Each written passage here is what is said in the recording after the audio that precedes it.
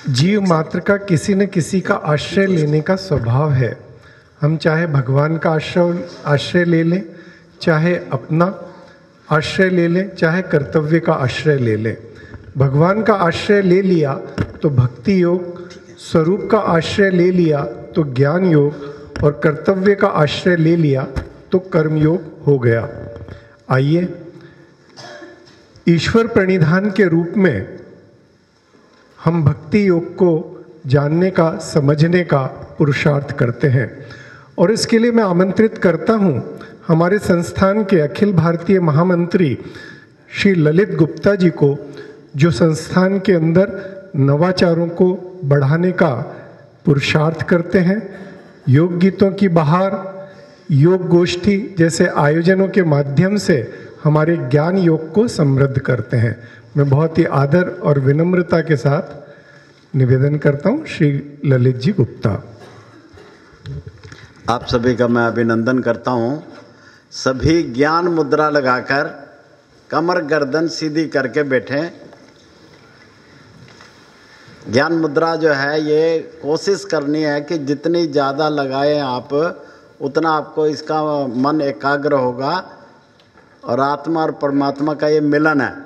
कमर गर्दन सीधी, आंखें बंद, एक गहरा श्वास भरें और ओम की लंबी ध्वनि करेंगे।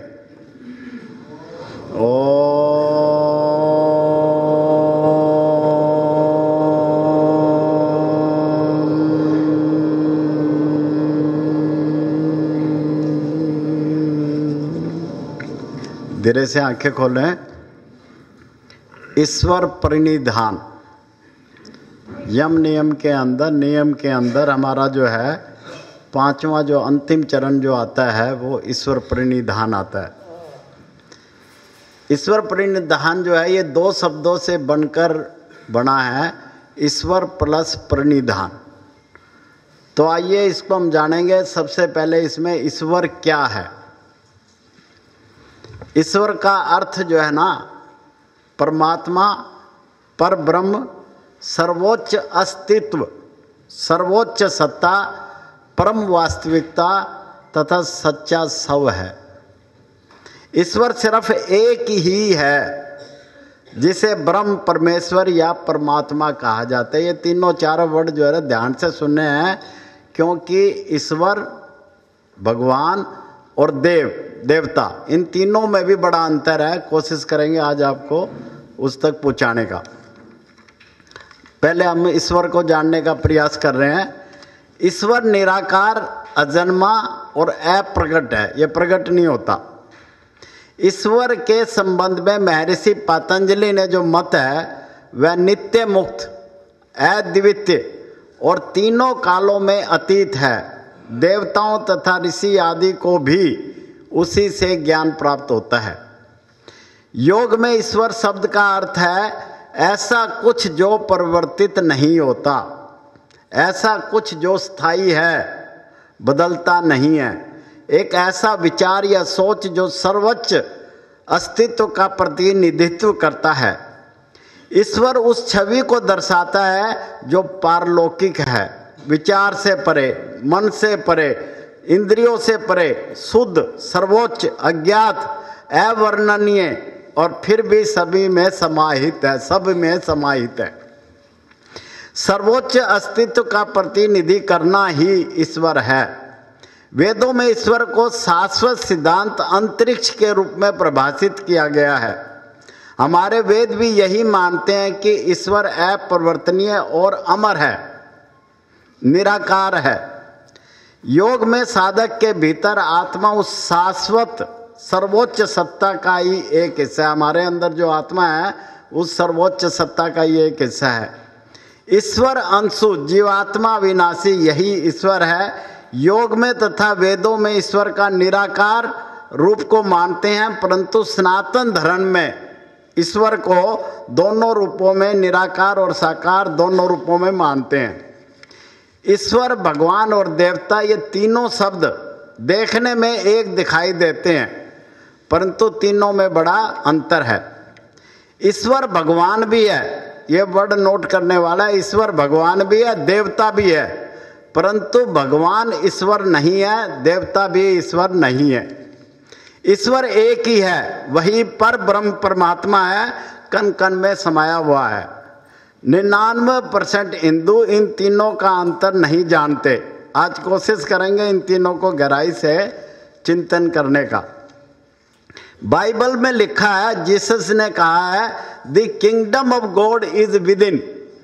जो किंगडम ऑफ गॉड जो है वो विद इन, हमारे अंदर ही है। भगवान का राज्य बाहर नहीं, स्वयं के भीतर है। सनातन धर्म जो है हमारा, जो है ईश्वर का साकार रूप मानता है। आज मैं ईश्वर का साकार रूप आपके सामने रखूंगा। ईश्वर परमात्मा हैं, उनका निराकार स्वरूप अदृश्य है, परंतु उन्होंने भौतिक संसार की रचना तो की है, इसलिए वे परमेश्वर और जगत पिता कहलाए। सृष्टिकर्ता की भूमिका निभाने के लिए वे साकार हो गए, वे दृष्टिगोचर हो गए। यह संपूर्ण सृष्टि ईश्वर का शरीर है, यह साकार रूप है ईश्वर का। यह संपूर्ण सृष्टि ईश्वर का शरीर है। तारे इसकी आंखें हैं, घास और पेड़ उनके बाल हैं, नदियां उनका रक्त प्रवाह है, समुद्र का गर्जन, पक्षियों की चहचहाट, नवजात शिशु का रुदन और सृष्टि के सभी ध्वनियां उनकी वाणी है। सबके हृदयों में धड़कन उस प्रभु की धड़कती हुई ब्रह्मांडीय शक्ति है।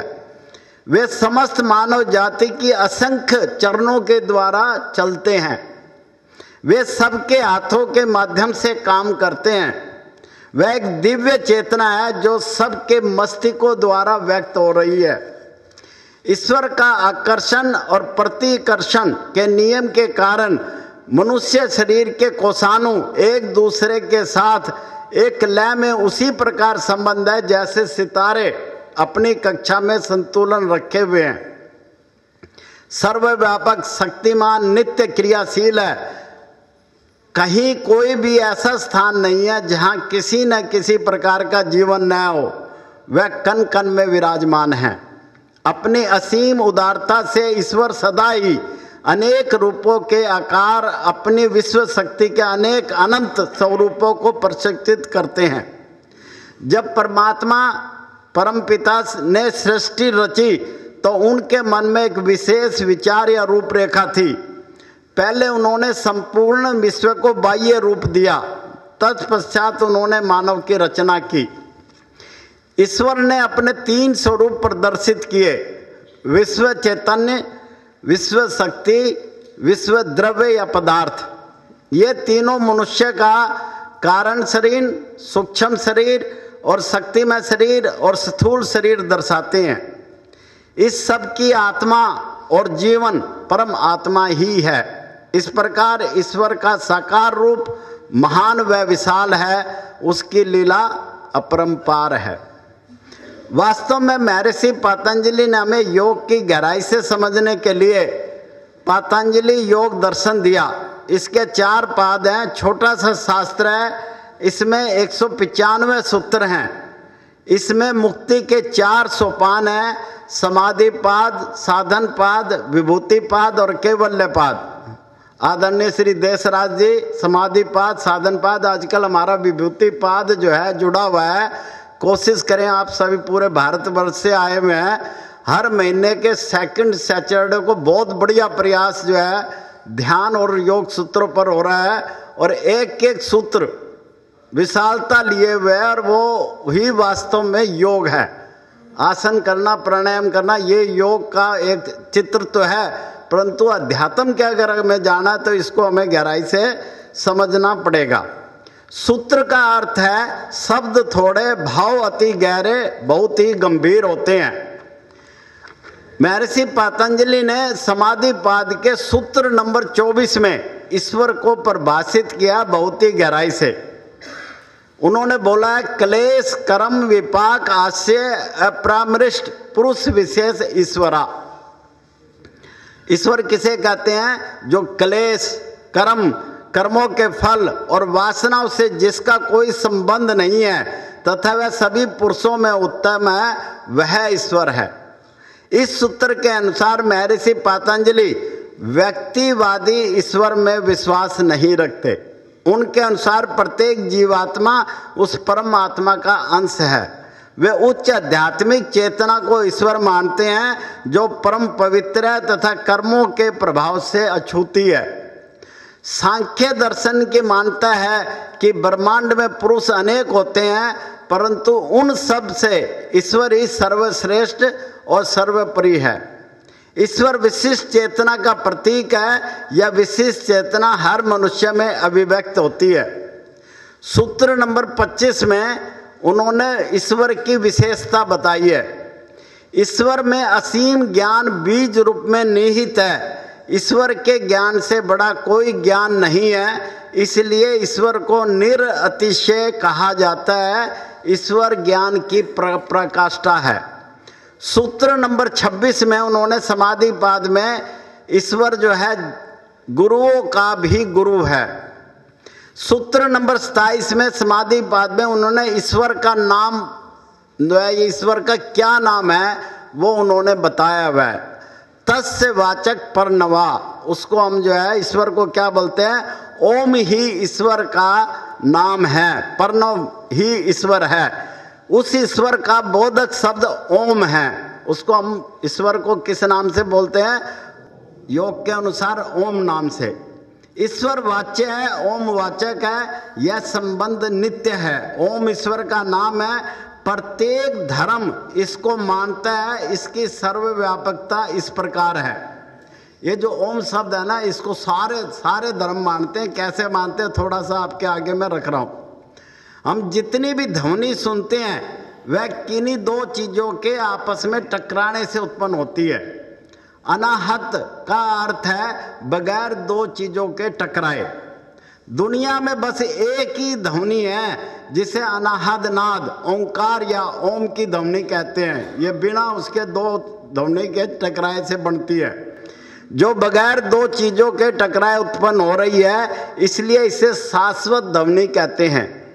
इसी के विषय में गुरु नानक देव जी ने बड़े ही साफ और सहज तौर पर कहा है, एक नाम एक ध्वनि सतनाम ओंकार, यानी बस यही एकमात्र सच्चा नाम है जिसे जो बोले सो निहाल सत श्री अकाल। दरअसल दुनिया के सभी धर्मों में कोई समानता हो या ना हो, लेकिन ओम ही एकमात्र ऐसी ध्वनि है जिसे सभी ने किसी न किसी नाम से स्वीकार किया है। चूंकि ओम कोई शब्द नहीं है बल्कि एक ध्वनि है, और यह वह ध्वनि है जिसकी उत्पत्ति सृष्टि के उत्पन्न होने से भी पहले से पूरे ब्रह्मांड में गूंज रही है। और जो ब्रह्मांड में गूंज रहा हो उसका संबंध किसी एक धर्म या समुदाय से न होकर पूरे ब्रह्मांड से है। इस ध्वनि को नासा ने भी रिकॉर्ड किया है। जाहिर सी बात है, अगर कोई भी किसी ध्वनि को सुनता है तो उसे कोई ना कोई नाम तो देगा ही। हम सभी जानते हैं कि अलग अलग देशों में, प्रांतों में लोगों का उच्चारण बदल जाता है, इसलिए ओम से लेकर भी अलग अलग धर्मों में उसके उच्चारण में थोड़ा बहुत फर्क देखने को मिलता है, लेकिन इसको स्वीकार सभी ने किया है। अंग्रेजी भाषा में दो शब्द हैं, एक है ओमनिसेंट, OMNISCIENT, इसका मतलब है सर्वज्ञ। दूसरा वर्ड है इंग्लिश के अंदर ओमनीपोटेंट, OMNIPOTENT, यानी सर्वशक्तिमान। सर्वज्ञ और सर्वशक्तिमान ईश्वर के सिवा कोई और नहीं है। ईसाई लोग अपनी प्रार्थना के बाद आमीन बोलते हैं, जो ओम का ही उच्चारण है। मुस्लिम भी आमीन बोलते हैं, सिख ओंकार बोलते हैं, जबकि जैन, बौद्ध और हिंदू में ओम बोलते हैं। चूंकि ओम शब्द एक ध्वनि है, तो जिसने भी सुना उसे उस ध्वनि को व्यक्त करने के लिए जो शब्द दिया ठीक लगे उसने वही शब्द दे दिया। हमारे 7 चक्र हैं, जो 7 चक्र, अनाहत चक्र एक ऊर्जा की प्रवाह होने से, जब अनाहत चक्र हमारा जागृत हो जाता है, जब वह चक्र जागृत हो जाता है ओंकार का नाद गूंज उठता है अपने आप। इस प्रकार ईश्वर का नाम ओम है। ओम वास्तव में ध्वनि है, ये शब्द नहीं है जिसको पूरे विश्व ने माना है। ओम ईश्वर का नाम है, सभी धर्म और संप्रदाय इसको मानते हैं। ईश्वर का नाम सर्वव्यापक है, सर्वव्यापक। सूत्र नंबर 28 में ईश्वर को कैसे प्राप्त कर सकते हैं? प्रणव का मन ही मन चिंतन करते हुए उसका सतत जाप करने से वह प्राप्त होता है। इस प्रकार संक्षिप्त में कह सकते हैं, ईश्वर प्राचीन गुरुओं का गुरु है। ईश्वर और मनुष्य में यही अंतर है कि मनुष्य में चेतना व्यक्त होती है, जबकि ईश्वर स्वयं सर्वोच्च चेतना है। सर्वोच्च चेतना के अंतिम बिंदु को ईश्वर कहा गया है। सर्वोच्च चेतना अथवा ईश्वर निर्गुण और निराकार है। ओम मंत्र भी और यंत्र भी है। उसका नाम जो है, ईश्वर का नाम हम ओम है। ओम का निरंतर जप और उसका अर्थ पर चिंतन स्वयं में पूर्ण ध्यान है। उपरोक्त में ईश्वर को संक्षिप्त में समझने का प्रयास किया गया। ईश्वर परिनिधान 2 शब्दों से है। परिनिधान किसे कहते हैं ये जानने का प्रयास करेंगे। परिनिधान का अर्थ है स्थिर होना, समर्पण या समर्पित होना, आत्म समर्पण करना, ईश्वर की परम भक्ति करना, विश्वास करना, अहंकार से छुटकारा पाना, ईश्वर की उपासना करना, यह है प्रणिधान का मतलब। अब ये दोनों शब्द का जो मतलब ईश्वर प्रणिधान का क्या अर्थ है उसको जानने का प्रयास करेंगे। ईश्वर के नाम, रूप, लीला, धाम, गुण और प्रभाव आदि का श्रवण कीर्तन, समस्त कर्मों को ईश्वर को अर्पित कर देना ईश्वर प्रणिधान कहलाता है। ईश्वर प्रणिधान का बाह्य रूप ईश्वर के स्वरूप को समझना है। ईश्वर प्रणिधान का अर्थ है अपने कर्मों को ईश्वर को भक्ति पूर्वक, श्रद्धा पूर्वक समर्पित करना है। ईश्वर के प्रति अटूट आस्था रखना ईश्वर प्रणिधान कहलाता है। ईश्वर प्रणिधान ईश्वर के प्रति प्रतिबद्धता को कहते हैं। विनम्रता पूर्वक सर्वोच्च सत्ता के प्रति अपने अहंकार को समर्पित करना ईश्वर प्रणिधान है। योग में ईश्वर प्रणिधान का अर्थ विश्वास करना है उस सर्वोच्च सत्ता पर जो अपरिवर्तनीय है। ईश्वर प्रणिधान का अर्थ है उस शुद्ध और पारलौकिक आत्मा पर विश्वास करना जिसका हम सभी एक हिस्सा हैं। जब हम भयभीत होते हैं, जब हम तनाव और चिंता में होते हैं, जब हम दर्द और पीड़ा में होते हैं, तब हम संसार प्रणिधान में चले जाते हैं। परंतु जब सब कुछ उस परम सत्ता को समर्पित कर देते हैं तो वह ईश्वर प्रणिधान कहलाता है। जैसे ही समर्पित करते हैं हमें परम आनंद की अनुभूति होने लगती है, हमारे अंदर की जागरूकता पवित्रता बढ़ती जाती है। इस प्रकार संसार परिधान की स्थिति में कोई ईश्वर नहीं होता, परंतु जब ईश्वर परिधान होता है तो संसार परिधान नहीं होता। ईश्वर परिधान का अर्थ है ईश्वर की स्तुति करना, ईश्वर का स्मरण करना, ईश्वर के नाम का जाप करना, ईश्वर को याद करना, ईश्वर के गुणों को धारण करना, ईश्वर का गुणगान करना, ईश्वर की भक्ति करना, ब्रह्मांड के साथ गहरा और भरोसेमंद रिश्ता बनाना, सभी कर्मों को ईश्वर को अर्पित करना, ये सारा के सारा ईश्वर प्रणिधान का मतलब है। भारत का मूल्य प्राचीन इतिहास ईश्वर प्रणिधान के महान उदाहरणों से भरा पड़ा है। मीराबाई इतना ज़्यादा भगवान श्री कृष्ण का चिंतन करती थी, वह कृष्ण में हो जाती थी। यही ईश्वर प्रणिधान की पराकाष्ठा है। स्वामी रामकृष्ण परमहंस, स्वामी विवेकानंद के गुरु, माँ काली के अन्य भक्त थे। वे ध्यान करते माँ काली में लीन हो जाते थे। माँ काली उनसे आकर बातें करती थी। संत नामदेव भगवान विट्ठल के परम भगत थे। वे भगवान विट्ठल का इतना अधिक चिंतन करते थे, विट्ठल में हो जाते थे। रामायण में माँ सबरी का भगवान राम के प्रति इतना अधिक स्नेह था कि भगवान राम को उनकी कुटिया तक पैदल चलकर जाना पड़ा था। ये सभी ईश्वर प्रणिधान के ही चंद उच्च उदाहरण हैं। हमारा इतिहास ऐसे उदाहरणों से भरा पड़ा है। इस प्रकार ईश्वर के साथ एक हो जाना उसके प्रति पूर्ण रूपण समर्पित हो जाना ईश्वर प्रणिधान है।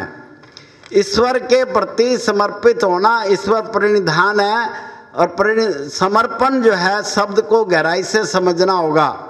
यह शरीर और पूरा ब्रह्मांड हमारा ही है, यह मन भी हमारा है, यह मन और मन के सारे द्वंद भी हमारे हैं, मन और मन की सुंदरता भी हमारी है। इस तरह समर्पण भी एक प्रक्रिया है जो साधक को पुनः स्वयं में स्थापित कर सकती है। धूप, दीप, फल, फूल आदि ईश्वर को अर्पण करना कुछ विशेष नहीं है। हमें अपने शरीर के एक एक अंग को अर्पण करना होगा। हर श्वास, हर विचार, चाहे अच्छा हो या बुरा हो, ये बात नोट करने की है। चाहे अच्छा विचार जो अच्छा विचार हो, चाहे बुरा हो, जैसा भी हो, सब ईश्वर को अर्पण करना होगा। हमें अपनी सभी वासनाओं, दुर्गुणों और जो भी हम अपने आप में बुरा या गलत समझते हैं उस सब को भी अर्पण करना होगा। जब हम अपने अंदर की नकारात्मकता और सकारात्मक को भी अर्पण कर देते हैं तभी हमारा अहंकार तिरोहित होता है। हमारे गुण हमें अभिमानी बना सकते हैं, परंतु जब हम सब कुछ ईश्वर को अर्पण कर देते हैं तो हमारा अंतःकरण पवित्र बनता है। समर्पण से हम ईश्वर को प्रिय पात्र बन जाते हैं, उसकी विशेष कृपा साधक पर बरसने लगती है। इसलिए परम आनंद प्राप्त करना चाहते हैं तो हमें समर्पण पूरे दिल से करना होगा। यह जो है ईश्वर, जैसे ही हम ईश्वर प्रणिधान करेंगे तो इसका लाभ क्या मिलेगा। ईश्वर प्रणिधान से मन, बुद्धि और चित्त, अहंकार आत्मा के अधीन हो जाते हैं। उसके प्रकाश में कार्य करने से मन के विकार दूर होते हैं, अहंकार से छुटकारा मिलता है। वास्तव में ईश्वर प्रणिधान को शरणागति योग या भक्ति योग भी कहते हैं। ईश्वर प्रणिधान साधक के मन को भटकाए को रोककर शक्ति को कहते सक्रिय बनाता है। ईश्वर उन्हीं के साथ ज़्यादा होता है जो उसके प्रति शरणागत होते हैं। इस प्रकार ईश्वर प्रणिधान से उसका आशीर्वाद साधक को हर समय मिलने लगता है। ईश्वर पर कायम रहने से शक्ति का बिखराव बंद हो जाता है। ईश्वर प्रणिधान से ईश्वर के बगैर मांगे ही उसकी सभी कामनाएं पूरी हो जाती है।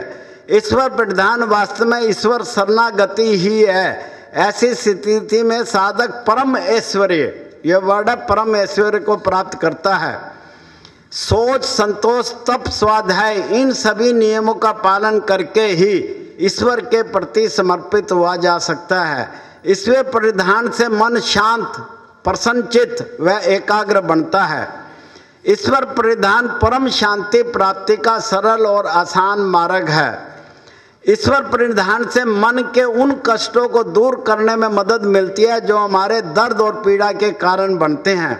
ईश्वर प्रणिधान से साधक ध्यान करते समय आनंद से भर जाता है, जिससे समाधि की अवस्था में पहुंचना आसान हो जाता है। ईश्वर प्रणिधान समर्पण का नाम है। समर्पण ईश्वर प्राप्ति का पूरा स्वरूप है। साधक का आत्मविश्वास बढ़ता है, साधक को लक्ष्य भेदने की ताकत बढ़ती है। ईश्वर प्रणिधान से हमारे पांचों ज्ञान इंद्रियां एकजुटता से काम करने लगती है।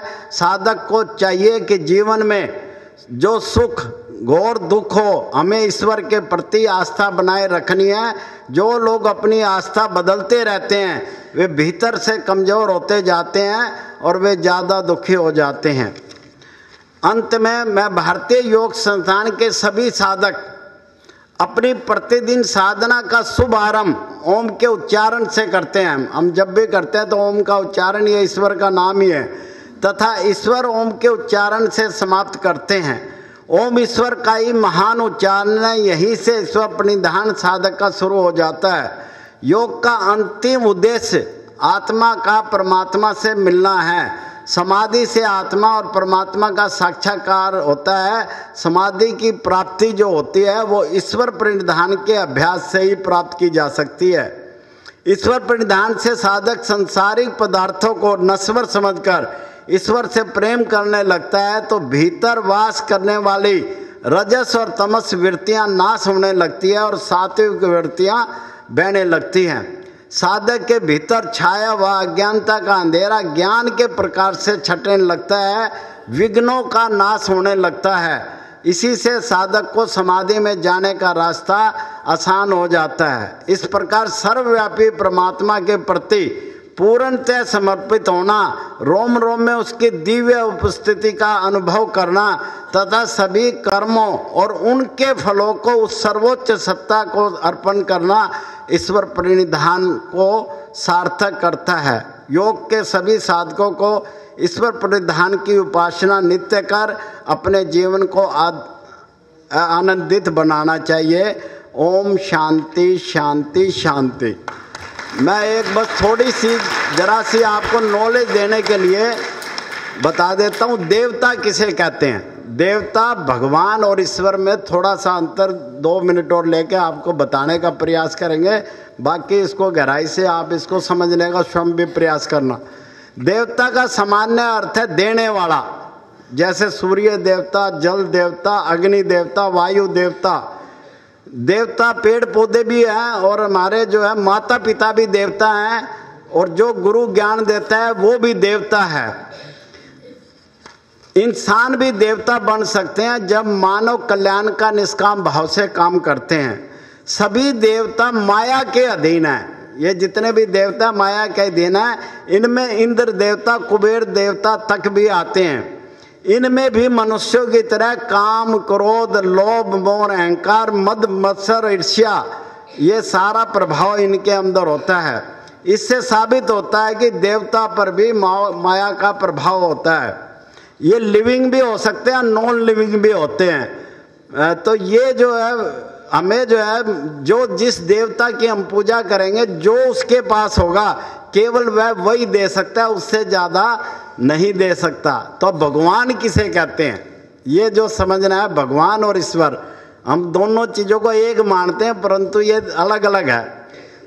जैसे धनवान, जिसके पास धन होता है उसको हम धनवान कहते हैं, विद्या वाले को विद्यावान कहते हैं, गुण वाले को गुणवान कहते हैं, रूप वाले को रूपवान कहते हैं। इसी तरह भग एक संस्कृत शब्द है, जो भग वाले होते हैं उसको भगवान कहते हैं। ये भग क्या चीज़ है, इसके अंदर 6 चीज़ आती हैं भग के अंदर। इसमें संपूर्ण ऐश्वर्य, धर्म, यश, श्री, ज्ञान और वैराग्य, ये 6 की 6 भग कहलाती है। जिसमें भी ये 6 चीज़ हैं वो भगवान कहलाता है।